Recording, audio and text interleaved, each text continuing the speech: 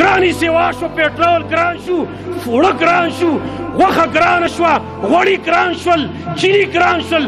دغه یو تذکره شروع ده. که اوس یو ګورئ په دې ملک کې د ګرانۍ یو سیلاب راغلی دی. هر سړی شکایت کوي یاره ګراني ده، ټول خلک په دم غم کې مبتلا دی. دې ګرانۍ څه به څه کېږي؟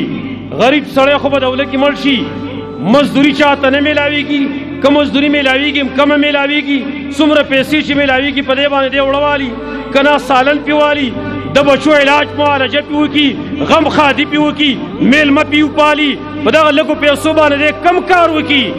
دغه غمدار چا سره ورسره دی زما وروڼو، احتجاج هم کېږي د هغې لپاره. لیکن د هغې سره زه دا یو خبره عرض کول غواړم، نن زموږ په دې قوم باندې افسوس پکار دی چې د خېټې دپاره احتجاج خو کوي، د خېټې دپاره غم ورسره دی.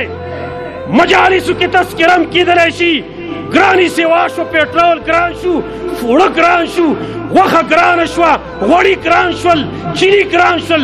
دغه یو تذکره شروع ده. لیکن هره ورځ د اسلام احکام د خپو لاندې کېږي، د هغې چا غم ونه کړو. چا تذکره کړې ده په مجلس کې چې زمونږ په ملک کې، زمونږ په دې علاقو کې فلان حکم د قرآن ماتېږي، فلان حکم د حدیث ماتېږي؟ د دې هم چا غم کړی دی؟ صرف خېټه، صرف د خېټې غم به کوو مونږ. څومره منکرات چې کېږي دلته، د هغې چا غم کړی دی؟ اسلام د هغې نه هره ورځ ټوکړې کټ کېږي، ټوکړې د اسلام ټوکړې کټ کېږي، د هغې چا غم ونه کړ، صرف د خېټې غم. او مرګ یاد کوي، مرګ را یاد کوي، د مهنګایۍ غم به ختم شي، ګرانۍ غم به ختم شي.